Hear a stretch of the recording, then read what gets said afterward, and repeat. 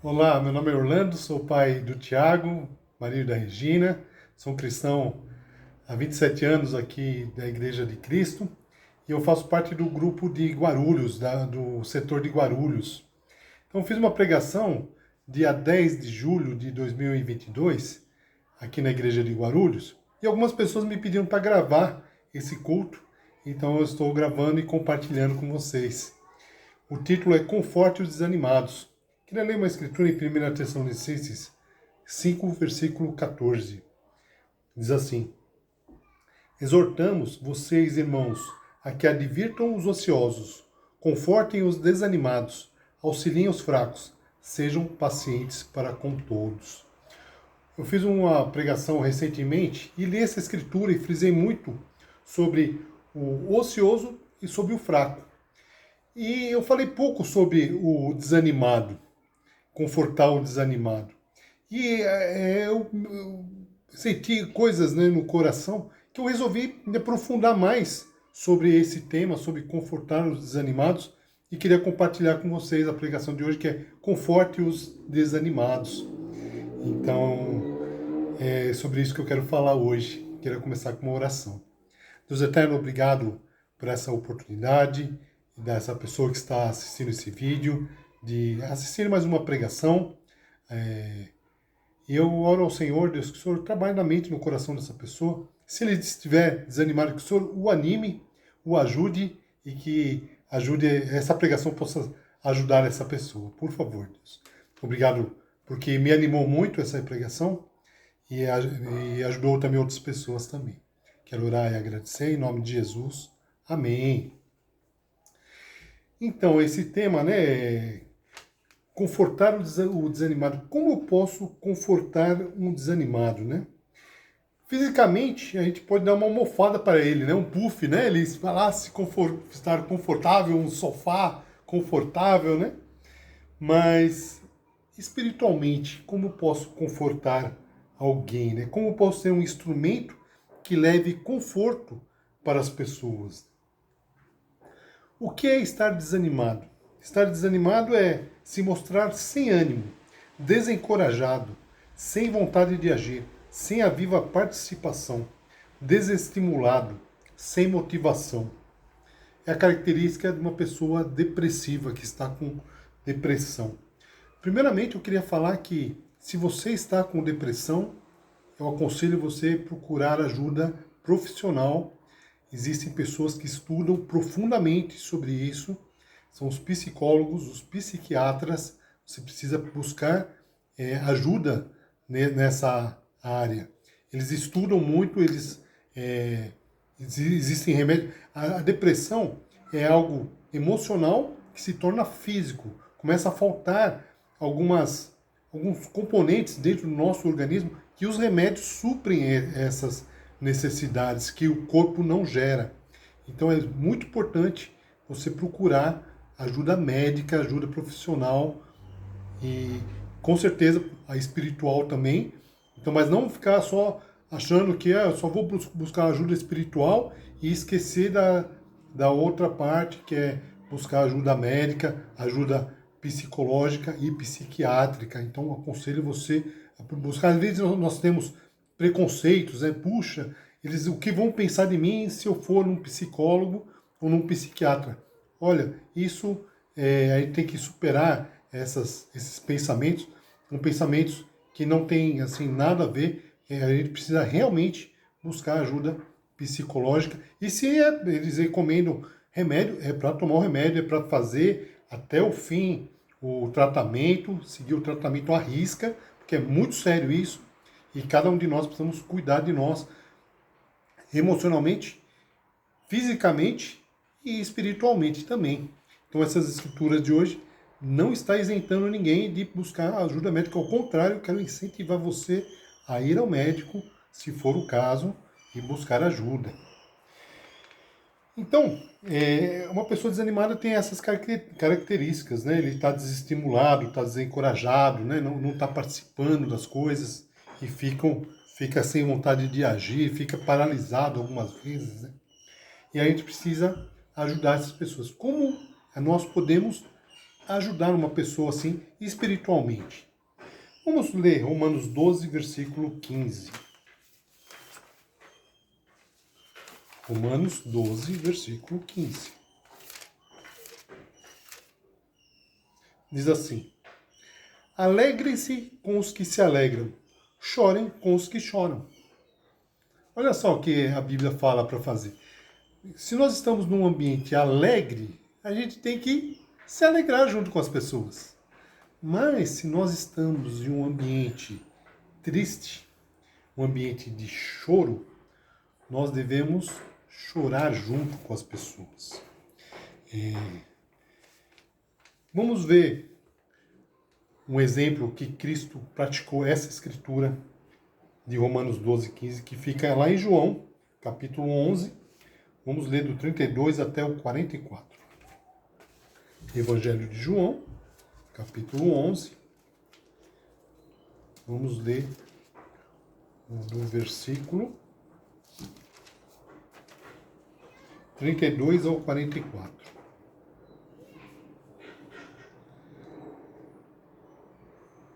Chegando ao lugar onde Jesus estava e vendo-o, Maria prostrou-se a seus pés e disse: Senhor, se estivesses aqui, meu irmão não teria morrido. Ao ver chorando Maria e os judeus que a acompanhavam, Jesus agitou-se no espírito e perturbou-se.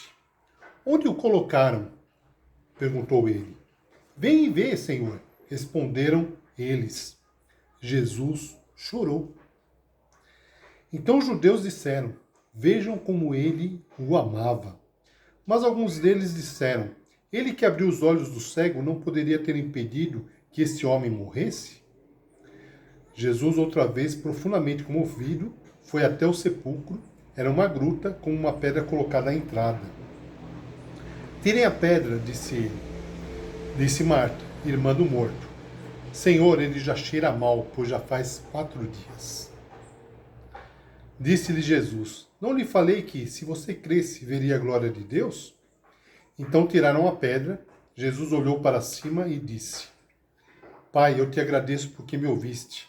Eu sei que sempre me ouves, mas disse isso por causa do povo que está aqui, para que creia que tu me enviaste. Depois de dizer isso, Jesus bradou em alta voz: Lázaro, venha para fora. O morto saiu com as mãos e os pés envolvidos em faixas de linho e o rosto envolto num pano. Disse-lhes Jesus: Tirem as faixas dele e deixem-no ir. Então aqui, né, Jesus, ele chorou junto com as pessoas. Ele praticou, né, Romanos 12, 18. Só que ele chorou, olha só que detalhe, ele não chorou porque Lázaro morreu. Ele chorou porque as pessoas estavam chorando. Ele já sabia antes de ir para lá que ele ia ressuscitar Lázaro. Então ele foi para lá, chegou lá, tudo aquela situação, as pessoas chorando, todo aquele ambiente, e o que ele fez? Se envolveu com as pessoas, né? Ele se envolveu de tal forma que ele chorou junto com as pessoas. E é isso que a gente deve fazer com uma pessoa desanimada, se envolver com a pessoa, sentir o que ela está sentindo e, se for o caso, chorar junto.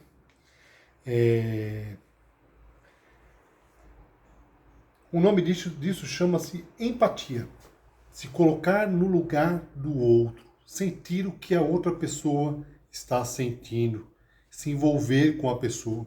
Então nós precisamos nos envolver um com o outro e sentir o que as pessoas sentem, como Jesus, ele foi lá, sentiu junto aquela tristeza, embora ele sabia que ele iria ressuscitar Lázaro, mas tamanho envolvimento que ele tinha, ele chorou junto com as pessoas, mesmo sabendo que ele ia lá, que ele ia ressuscitar o Lázaro, que era um grande amigo dele. Então foi assim que aconteceu. Então nós precisamos nos colocar, exercitar a empatia com alguém que está desanimado, consolar a pessoa. Eu penso, quando eu leio essa escritura, esse envolvimento de Cristo com Marta, Maria e as pessoas que estavam, eu penso muito na morte do meu pai, que foi há 26 anos atrás, e as pessoas que foram lá se envolveram comigo, que levaram um abraço e choraram junto comigo. Alguns nem falaram nada, ficaram só do lado, só para dar a presença ali, para mim já foi o suficiente. Recentemente também, há mais ou menos 5 meses atrás, minha mãe faleceu. Eu também tive a presença de muitas pessoas muito queridas, me consolando lá, se envolvendo comigo. Alguns não falaram nada, como na época lá do meu pai, mas foram lá e estiveram junto comigo, perguntaram como é que eu estava, e foram levar um abraço, estar junto. Então a gente precisa levar o consolo para as pessoas, sentir junto, sentir a empatia. E a gente sente quando a pessoa está se envolvendo com você e quando a pessoa se envolve com você. Então é isso que a gente precisa fazer. Eu estava muito desanimado e as pessoas foram... na morte do meu pai, teve uma pessoa que me tirou lá do ambiente, me levou para uma padaria, um comércio ali, tomamos um café juntos, depois nós voltamos, e tive várias pessoas lá que se envolveram comigo, a minha esposa, meus parentes e alguns amigos lá, queridos, que estavam lá. Então eu sou muito grato a cada um deles que participaram, que foram lá, se envolveram. E você marca a vida de alguém quando você se envolve com alguém. Em uma hora de morte, você faz uma marca muito grande, você sela ali, a pessoa sabe que pode contar com você e eu sei que eu posso contar com todos os meus queridos parentes que estavam lá, queridos amigos e as pessoas que se envolveram comigo e com meus familiares também. Então a gente precisa se envolver, se colocar no lugar. Às vezes a gente nem tem palavras para expressar, mas a presença já é algo que vai fazer uma diferença muito grande. Vamos para Tiago, capítulo 1, versículo 19.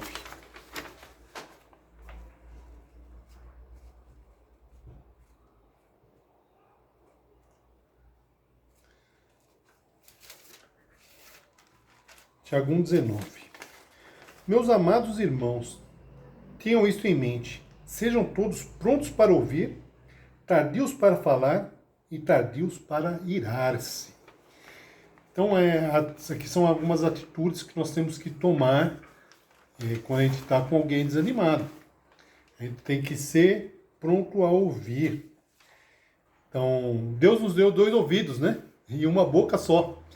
Então, nós temos que estar prontos a dar ouvidos para as pessoas. Temos que ser bons ouvintes. E fala, né? Tardio para falar. Então, a gente tem que ouvir muito. Deixa a pessoa falar. Pôr para fora. Às vezes, o fato de você ouvir ela já é o suficiente. Você não precisa nem falar em alguns casos. Somente ouvir. E a pessoa fala, põe para fora e já se alivia já daquele peso, daquela situação que ela está vivendo. E já fica mais aliviada pelo fato de se expressar, de falar. E ela mesma, muitas vezes, ela mesma encontra a solução do problema dela ao expor em palavras o que ela tem sentido.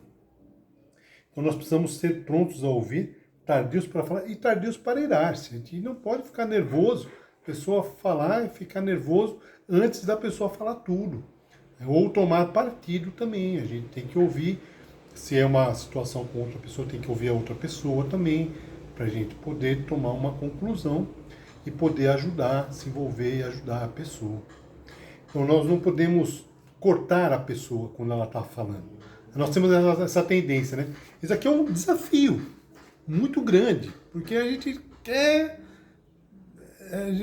É um desafio de paciência, a gente precisa ter paciência para poder ouvir outra pessoa. Estar com o ouvido aberto para ouvir, tem que ter paciência. Às vezes a gente quer atropelar, não, para aí, eu já sei o que você vai falar. E você mesmo fala aquilo que você acha que a pessoa vai falar, e muitas vezes nem é aquilo. Então a gente tem que deixar realmente a pessoa falar. Temos que ser muito pacientes, deixar a pessoa expressar, falar e ser muito tardios para nós falarmos. Então nós temos que escutar muito e falar pouco. Então, mais uma vez, Deus nos deu 2 ouvidos e somente uma boca. Vamos ouvir o que as pessoas têm para falar. Se a pessoa está desanimada, vamos ouvi-la, vamos saber o que a pessoa está passando verdadeiramente, sem a gente tomar nossas conclusões. Não vamos cortar a pessoa, tem que tomar muito cuidado para não fazer isso. Vamos ouvir realmente o que a pessoa tem para falar. E ouvir de verdade, né? Ouvir com foco, né? Não é a pessoa está falando lá, você está assistindo televisão e deixa a pessoa falar lá. Não é assim, você tem que dar atenção. Se for o caso, desligar a televisão, sabe? Para você dar realmente ouvidos para a pessoa, tirar alguma outra coisa do ambiente que está atrapalhando você de ouvir. Se você está com sono, vai lá, lava o rosto, pede lá um tempo, ó, deixa eu tomar um café, lavar o rosto, porque o que você tem para falar, eu quero ouvir o que você tem para falar. E você dá realmente a atenção para a pessoa, olho no olho, sabe? E você ouve o que a pessoa tem para falar e deixa a pessoa se expressar. Então, ouvir de verdade, ser bom ouvinte e ter foco no que a pessoa está falando e não interromper a pessoa. E quando a pessoa falou tudo, você tem que perguntar, mais alguma coisa? Você queria falar mais alguma coisa? Deixar a pessoa, sabe, à vontade para falar e você ouvir realmente o que a pessoa tem para falar. Vamos para Lucas 15, do 11 ao 32.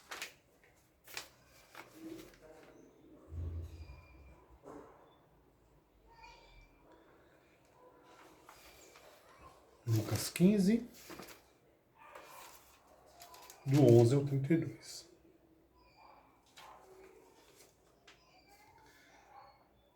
Jesus continuou. Um homem tinha 2 filhos.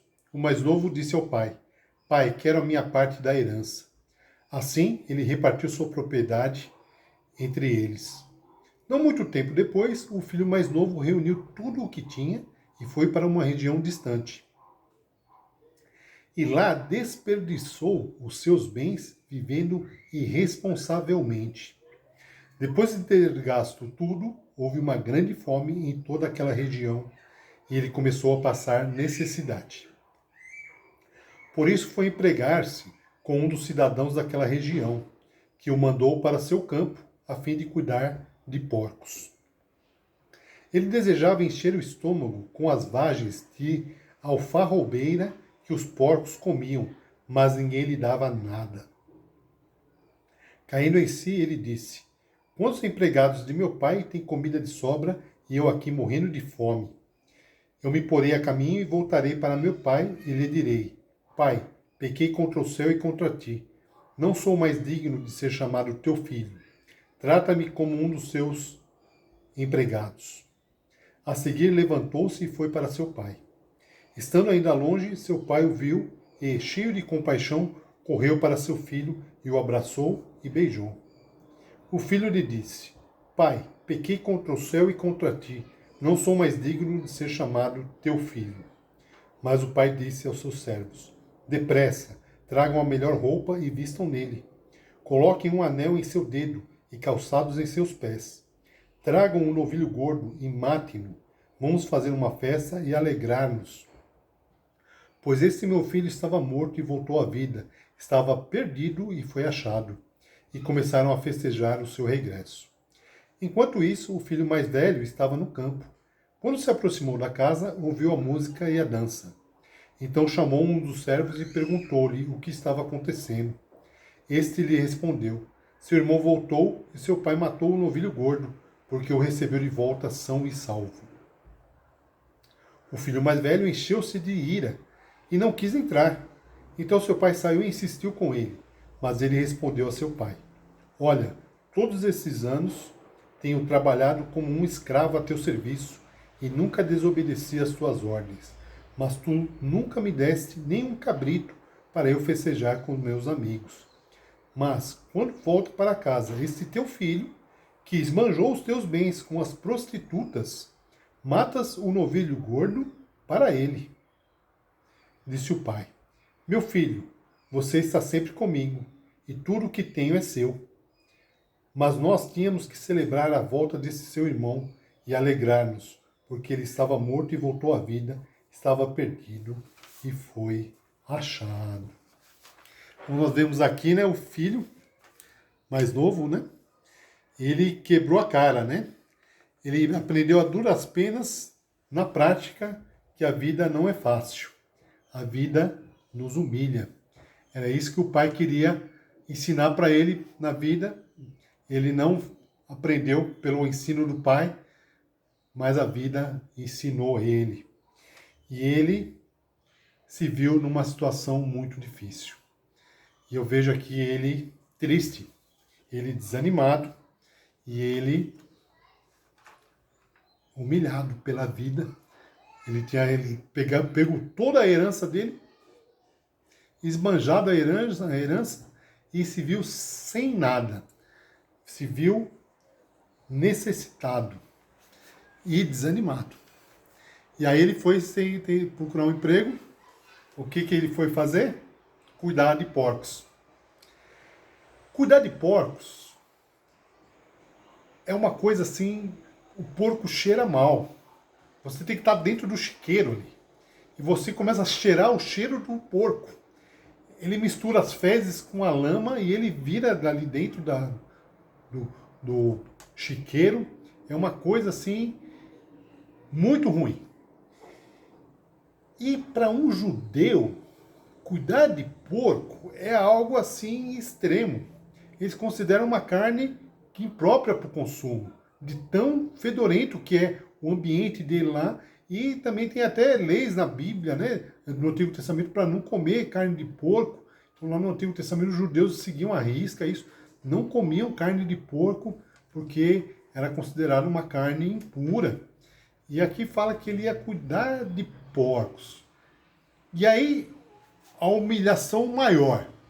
Ele estava com fome e desejava comer a comida que os porcos comiam. Nem isso era dado para ele. Ele estava com fome, desejando comer o que os porcos comiam. Então era uma humilhação muito grande. Uma pessoa que achou que tinha, sabe, muitos bens, que podia viver a vida toda desfrutando daquilo que ele tinha ganho, da herança do pai. E ele tinha gasto, né? Então ele estava numa situação muito difícil. E aí ele voltou para o pai. Ele fez os planos, eu vou voltar para o meu pai, eu vou tentar ser um empregado do meu pai. Porque o empregado do meu pai está numa situação muito melhor do que eu, onde que eu estou. Então ele foi tentar ser um empregado do pai e fez o plano, vou chegar ao meu pai e vou falar para ele que eu pequei, que eu esbanjei o dinheiro, eu pequei contra o céu e contra ele, a pessoa dele, do pai, que não seguiu as instruções do pai, que não cuidou nem do que o pai ganhou na vida. Então ele foi assim numa situação bem humilde e bem de humilhação mesmo, né? Mas aqui nós vemos como o pai agiu com essa pessoa que estava desanimada. No versículo 20, fala aqui: a seguir levantou-se e foi para seu pai. Estando ainda longe, seu pai o viu e, cheio de compaixão, correu para seu filho, o abraçou e o beijou. Então é assim que a gente deve agir, né? Ter compaixão das pessoas. Né? Abraçar a pessoa que está desanimada. Beijar as pessoas. Acolher com amor, com compaixão, com toque físico, sabe? Com um abraço ali, sabe? A gente precisa acolher. Você vê que não parou por aí. No versículo 22, o pai disse a seus servos: depressa, tragam a melhor roupa e vistam nele, coloquem um anel em seu dedo, calçados em seus pés. Ele supriu as necessidades dele. Ele devia estar cheirando mal, devia estar cheirando a porcos lá. Supriu ele com roupas, melhor roupa, anel, no dedo, né? Honra, né? Deu honra para ele, né? Calçado dos pés. Então, ó, calçado novo, dá um sapato novo aí, né? E não parou por aí também. No versículo 23, tragam um novilho gordo e matem-no. Vamos fazer uma festa e alegrar-nos. Pois esse meu filho estava morto e voltou à vida, estava perdido e foi achado. E começaram a festejar o seu regresso. Então, o filho, né, ele planejou, né, de falar algumas coisas para o pai. E o pai, ele falou, tragam um novilho gordo, matem e vamos festejar. O pai também planejou algo para quando o filho retornasse. Algo muito especial. Essa festa não foi uma festa qualquer. O pai não era acostumado a dar festas. Era a necessidade dos filhos. O outro filho, você nunca me deu nenhum novilhinho, nenhum cabritinho aqui para eu festejar com meus amigos. O pai não era uma pessoa de festa. Mas ele festejou o retorno do filho. Então, ele fez algo que ele não é acostumado a fazer. Ele fez uma festa. Mas ele planejou essa festa antes. Ele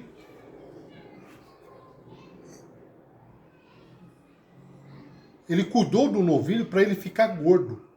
Ele tem um nome que se fala para isso que eu esqueci agora, mas ele confinou ali o boi, o novilho, essa palavra, confinou para ele não ficar andando no pasto. Para você engordar um novilho, você tem que confinar ele não pode andar muito e você tem que dar muita comida para ele. Então você tem que ir lá, dar muita comida, ele come muito, bebe muita água e ele engorda. Ele não faz exercício. Então você prepara ele para você matá-lo, né? É assim que fazem, né? Com os animais que você quer matar. Então você confina e você engorda o boi lá, engorda o novilho, engorda o porco, né? É dessa forma. E ele fez isso com esse novilho, ele preparou esse novilho para o retorno do filho. E ele fez uma festa ele fez algo que não é acostumado a fazer. O pai não era uma pessoa de festa, não era uma necessidade do pai, mas era uma necessidade do filho. O filho saiu, foi esbanjar o dinheiro dele lá na outra cidade, mas ele queria festa. E o outro filho também tinha necessidade de festa. Só que não era algo que o pai que era acostumado a fazer. Então o pai, né, foi e fez essa festa porque era uma necessidade do filho. Ele surpreendeu o filho fazendo essa festa. E ele supriu uma necessidade dele, um gosto dele. Foi tanto que gerou até inveja do outro filho. Você lembra quando nós lemos? O outro filho foi lá e ficou enciumado, né? Então, quando a gente for confortar alguém, né, a gente surpreender, a gente teria que fazer algo que ele goste, né? Mesmo que seja algo que você não é acostumado a fazer. Às vezes é um jantar, às vezes é um passeio, né? Às vezes é tantas coisas que podem fazer a pessoa ficar animada, né? Às vezes é um presente, né? Então a gente precisa confortar o outro, né? Precisamos confortar as pessoas de uma forma especial.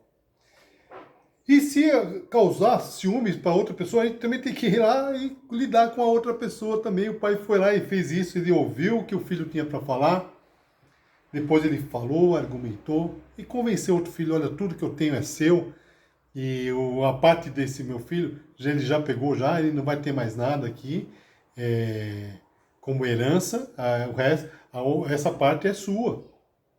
Tudo que eu tenho é seu, vamos mantê-lo aqui, ele é um filho querido também, e ele vai ficar conosco, só que ele não vai ter mais herança, porque ele já pegou a herança dele. Então, tudo que eu tenho é seu. E convenceu o segundo filho também. Então a gente tem que lidar, tem que ter jogo de cintura para a gente ir lá, cuidar de um, e se surgir uma necessidade no caminho, a gente tem que cuidar do outro também, das outras pessoas também. Então a gente precisa se envolver, cuidar e recepcionar as pessoas e surpreender a pessoa e cuidar da necessidade da pessoa, suprir a necessidade da pessoa.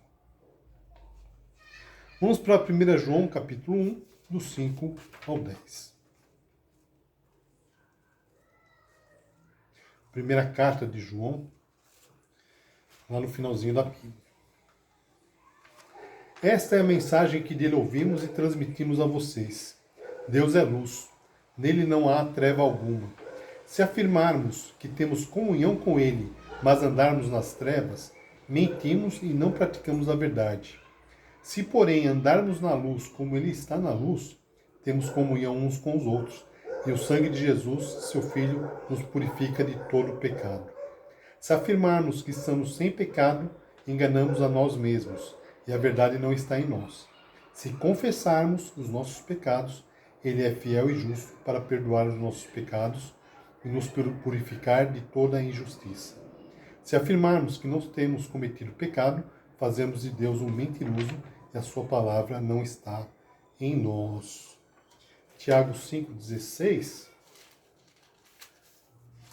diz assim: portanto, confesse seus pecados uns aos outros e orem uns pelos outros para serem curados.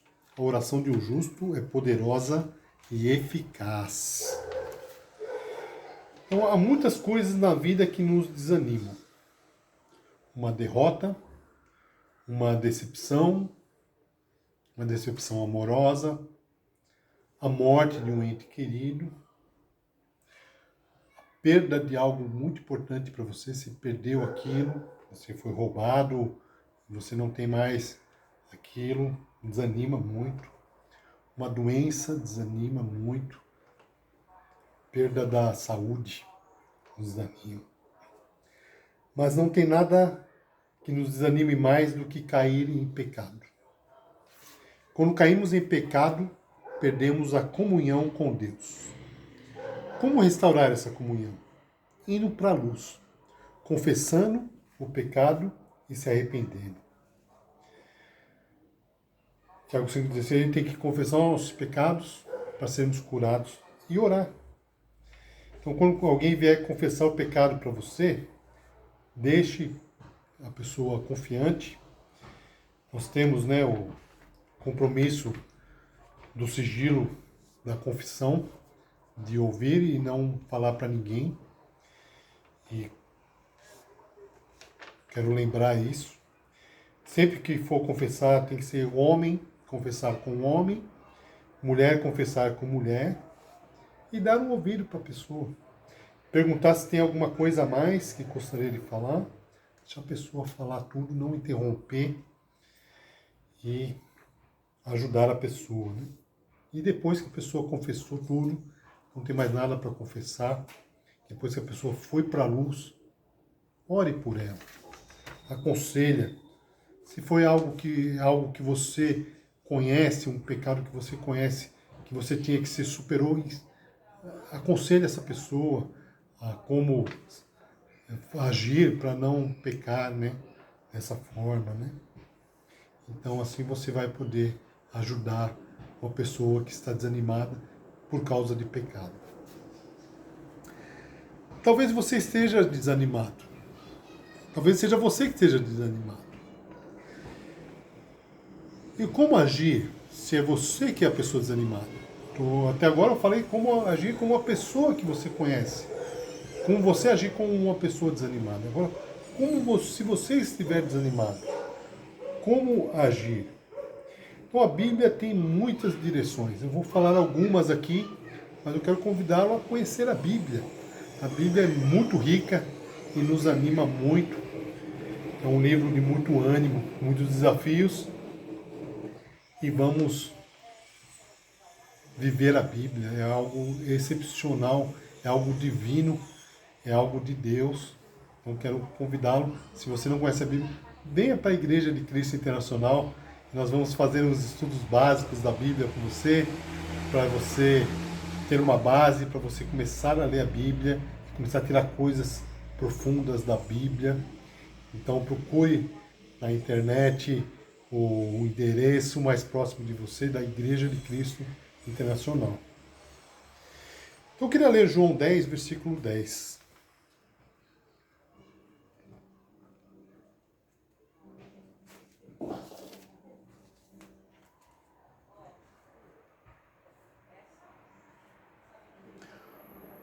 O ladrão vem apenas para roubar, matar e destruir.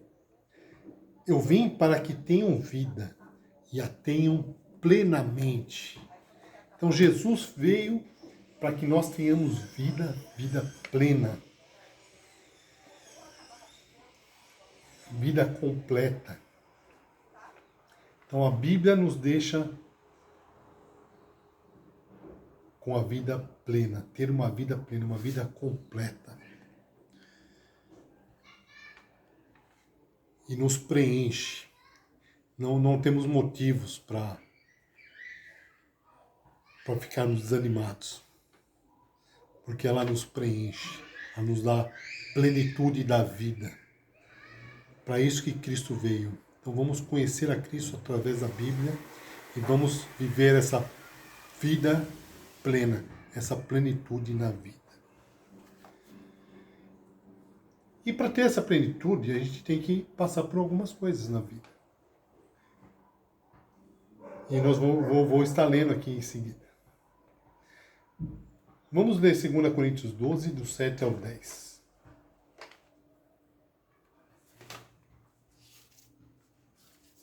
Segunda carta dos Coríntios, 12,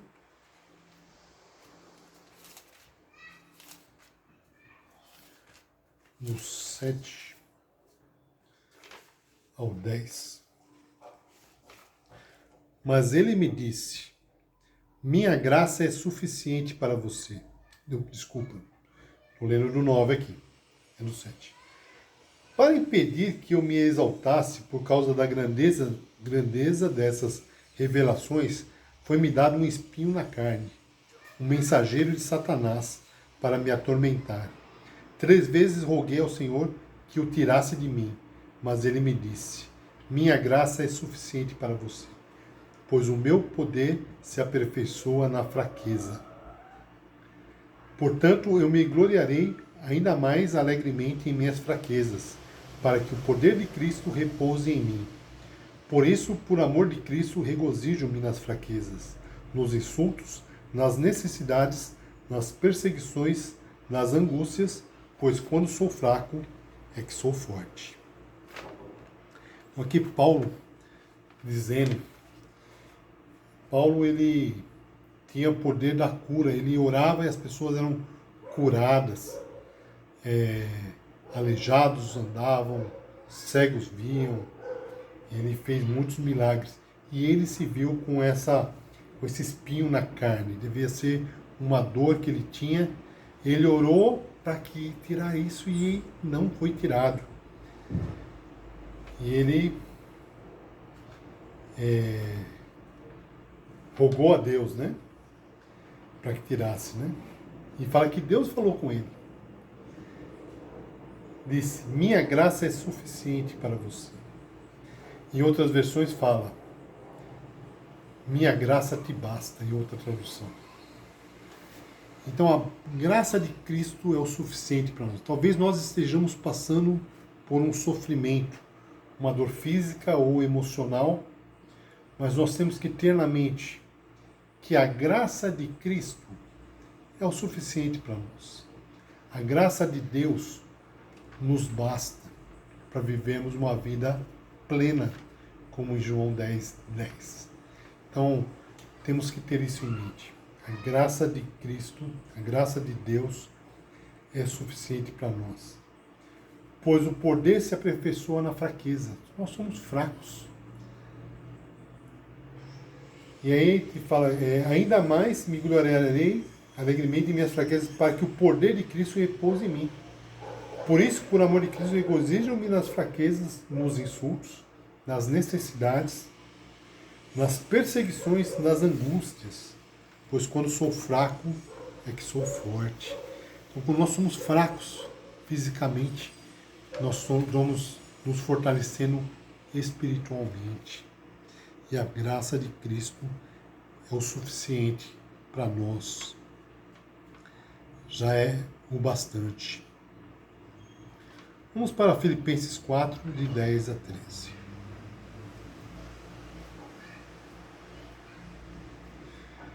Filipenses 4, 10 a 13. Alegro-me grandemente no Senhor, porque finalmente vocês renovaram o seu interesse por mim. De fato, vocês já se interessavam, mas não tinham oportunidade para demonstrá-lo. Não estou dizendo isso porque seja necessitado, pois aprendi a adaptar-me a toda e qualquer circunstância. Sei o que é passar necessidade e sei o que é ter fartura. Aprendi o segredo de viver contente em toda e qualquer situação. Seja bem alimentado, seja com fome, tendo muito ou passando necessidade. Tudo posso naquele que me fortalece. Então olha só o que essa escritura fala. Aprendi a adaptar-me em toda e qualquer circunstância, no versículo 11. Nós somos adaptáveis. Se a situação que você está passando hoje não é a que você queria, não é a que você desejava, você precisa se adaptar. Nós somos pessoas adaptáveis. Nós temos que nos adaptar.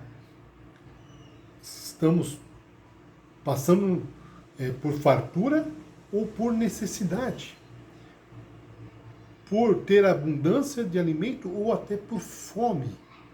Nós temos que nos adaptar. Foi isso que Paulo passou. Somos adaptáveis e temos que nos adaptar em toda e qualquer circunstância que você esteja vivendo. Então temos que nos adaptar. Talvez você não esteja morando onde você quer morar. Você tem que se adaptar. Talvez você não esteja no país que você queira morar. Você tem que se adaptar. Talvez a língua que se fale onde você está vivendo não é a língua que você é acostumado a falar. Você tem que se adaptar. Nós temos que nos adaptar em toda e qualquer circunstância. Aqui fala umas coisas que Paulo viveu, né? Sei o que é passar necessidade, sei o que é ter fartura. Aprendi o segredo de viver contente em toda e qualquer situação. Então nós temos que viver, não só se adaptar, mas estar satisfeito e contente, tendo muito ou tendo pouco. Seja bem alimentado, seja com fome, tendo muito ou passando necessidade. É o que a Bíblia fala. Nós temos que nos adaptar, temos que estar satisfeitos, temos que estar contentes, temos que estar com o coração grato. Por quê? Porque tem pessoas que estão em situação muito pior que você. Se você, qualquer situação que a gente vive, tem pessoas piores. Se você era rico e ficou pobre, tem pessoas mais pobres que você. Se você estava com saúde e perdeu a saúde, tem pessoas que estão internadas. Se você está internado no hospital, tem pessoas que estão entubadas, que está inconsciente. Se você está numa situação dessa, tem pessoas que já morreram, você está vivo. Então sempre tem uma situação pior para a gente ter como exemplo. Então a gente tem que ser grato pelo que nós temos, em toda e qualquer circunstância. E fala que tudo posso naquele que me fortalece. Então as alegrias dessa vida são frágeis e passageiras, né? Vamos basear a nossa alegria e satisfação em Deus e na graça de Deus. Vamos para Atos 12, 22 ao 25.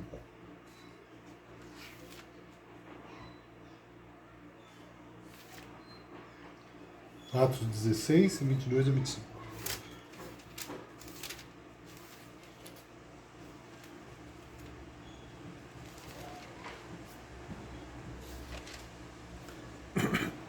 A multidão ajuntou-se contra Paulo e Silas, e os magistrados ordenaram que se lhes tirassem as roupas e fossem açoitados. Depois de serem severamente açoitados, foram lançados na prisão. O carcereiro recebeu instrução para vigiá-los com cuidado. Tendo recebido tais ordens, ele os lançou no cárcere interior e lhes prendeu os pés no tronco.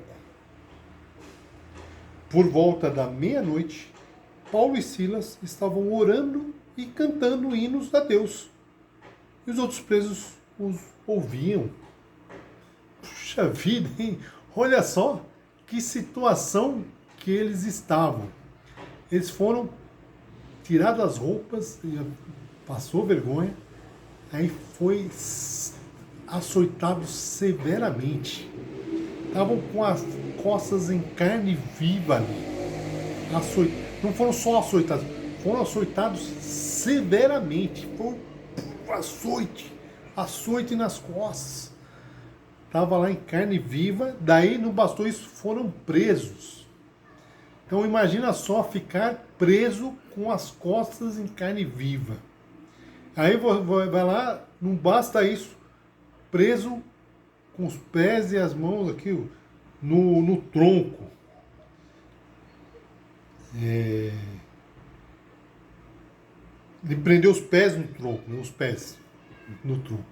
Então, olha só que situação que estava tudo para estar chorando, lastimando e depressivo. Mas eles não fizeram isso. Olha só. Por volta da meia-noite, Paulo e Silas estavam orando e cantando hinos a Deus. Então quem canta é porque está feliz. Cantando, orando e cantando. Então olha só como é que eles estavam lá.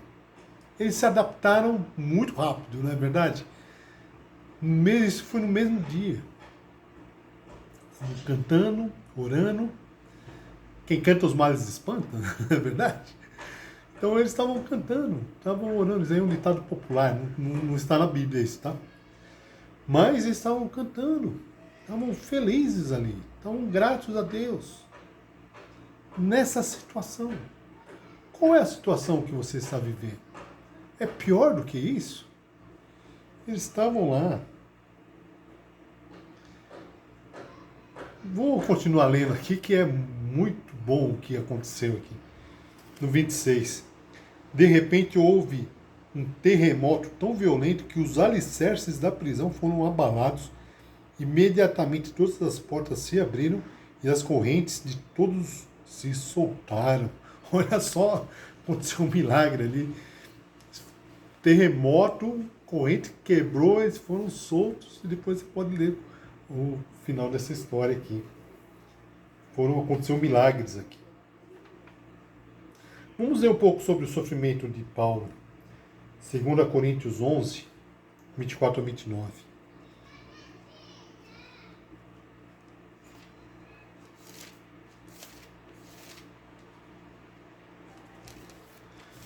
Segunda Coríntios 11, 24 a 29. 5 vezes recebi dos judeus 39 açoites. 3 vezes fui golpeado com varas. 1 vez apedrejado. 3 vezes sofri naufrágio. Passei uma noite e um dia exposto à fúria do mar. Estive continuamente viajando de uma parte a outra. Enfrentei perigos nos rios, perigos e assaltantes, perigos dos meus compatriotas, perigos dos gentios, perigos na cidade, perigos no deserto, perigos no mar e perigos dos falsos irmãos. Trabalhei arduamente, muitas vezes fiquei sem dormir, passei fome e sede, e muitas vezes fiquei em jejum. Suportei frio e nudez. Além disso, enfrento diariamente uma pressão interior, a saber, a minha preocupação com todas as igrejas. Quem está fraco, que eu não me sinta fraco? Quem não se escandaliza, que eu não me queime por dentro? Mais uma vez aqui, Paulo sofreu muito. Não foi um sofrimentozinho aqui que ele sofreu. Agora eu pergunto, o que desanima você de ser um cristão? De estar presente na igreja, de fazer obedecer a Bíblia, de compartilhar a sua fé. O que te desanima? O que te impede de ser um cristão? Olha o que Paulo viveu e sofreu. Não temos desculpa. Vamos nos animar. Vamos fazer o trabalho para Deus. Vamos obedecer a Bíblia. Vamos dar as mãos uns aos outros e vamos ajudar um ao outro a caminhar com Deus. Não vamos deixar nada nos parar. Vamos ver um pouco mais também. 2 Coríntios 1, 3 a 11. Bendito seja o Deus e Pai do nosso Senhor Jesus Cristo, Pai das misericórdias e Deus de toda a consolação, que nos consola em todas as nossas tribulações, para que, com a consolação que recebemos de Deus, possamos consolar os que estão passando por tribulações. Pois assim como os sofrimentos de Cristo transbordam sobre nós, também por meio de Cristo transborda a nossa consolação. Se somos atribulados, é para a consolação e salvação de vocês.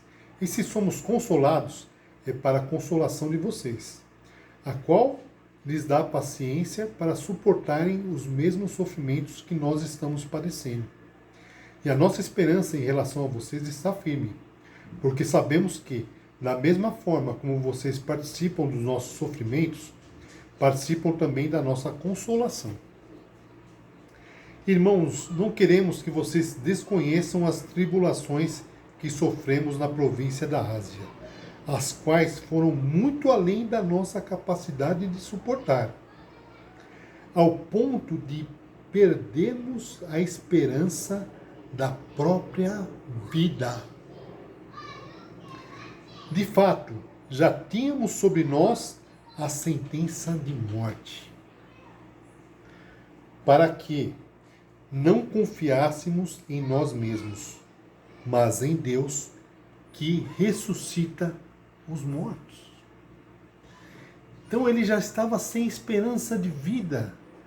Quando você está sem esperança de vida, você tem que confiar em Deus, entregar sua vida a Deus, que Ele ressuscita os mortos.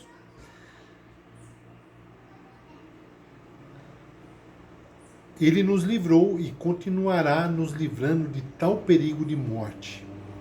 Nele temos colocado a nossa esperança de que continuará a livrar-nos, enquanto vocês nos ajudam com as suas orações.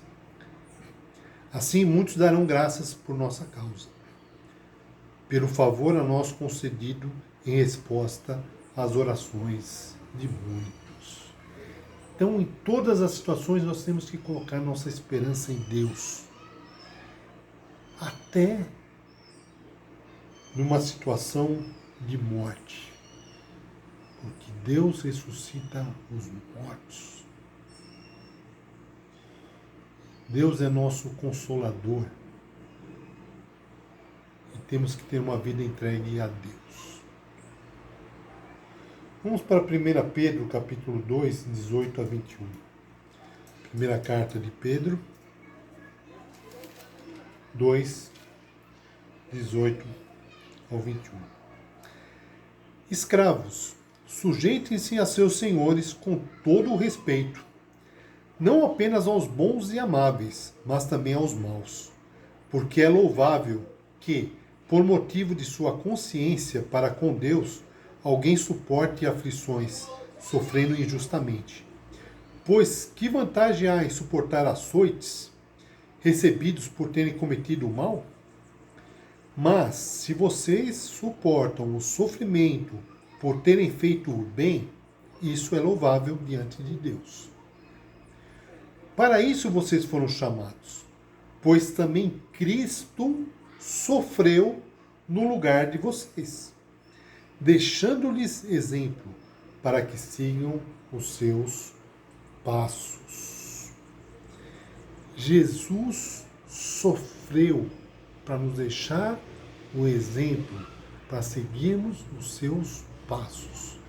Ser um cristão é participar da vida de Cristo e participar do sofrimento de Cristo. Nós somos chamados para sofrer junto com Cristo. Ele vai nos consolar também, mas a vida plena não nos isenta de sofrimento. Vamos passar por sofrimento, faz parte da vida o sofrimento, porque Cristo sofreu no nosso lugar e deu o exemplo. Vamos suportar o sofrimento com Cristo. Ele nos deu o exemplo. Vamos seguir os passos de Jesus.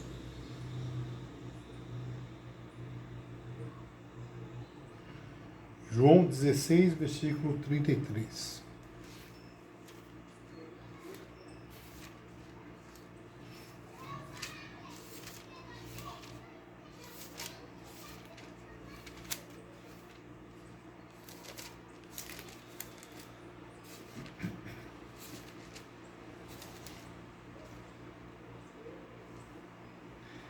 Eu lhes disse essas coisas para que em mim vocês tenham paz.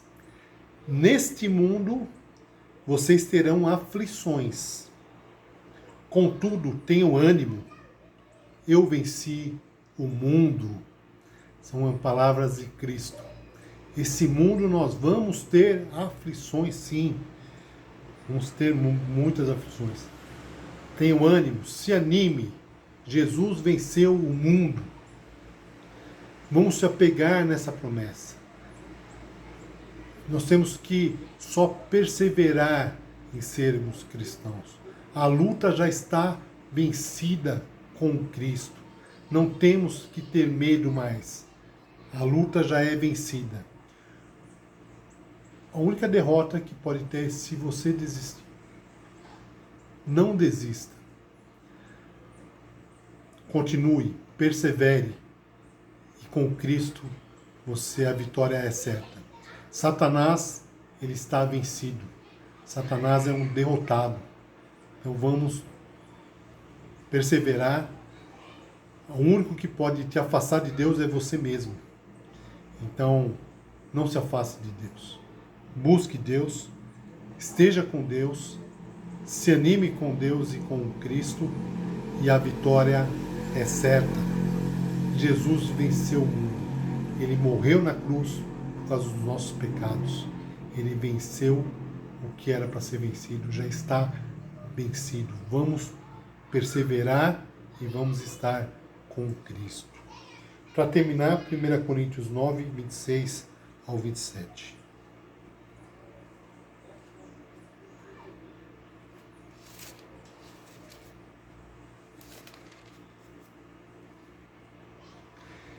Sendo assim, não corro como quem corre sem alvo, e não luto como quem esmurra o ar, mas esmurro o meu corpo e faço dele meu escravo, para que, depois de ter pregado aos outros, eu mesmo não venha a ser reprovado. Aqui é Paulo escreveu essa escritura. É esse mesmo Paulo que sofreu, levou os açoites, sofreu os naufrágios. Ele fala que ele não pode desistir, tem que perseverar, tem que se cuidar dele mesmo. A pregação, ele tem que ensinar os outros, mas ele tem que viver aquilo que ele prega, para não ser reprovado. Então vamos fazer isso também. Vamos perseverar, vamos cumprir o que a gente fala e vamos estar com Cristo. Amém? Quero terminar com uma oração. Deus eterno, obrigado por essa aula. Eu oro que o Senhor nos ajude a confortar os desanimados. E se a pessoa que assistiu esse vídeo estava desanimada, que ele se anime com o Senhor, que ele busque o Senhor e que ele entregue a sua vida para o Senhor. Oro e agradeço, em nome de Jesus. Amém. Um abraço. Até mais.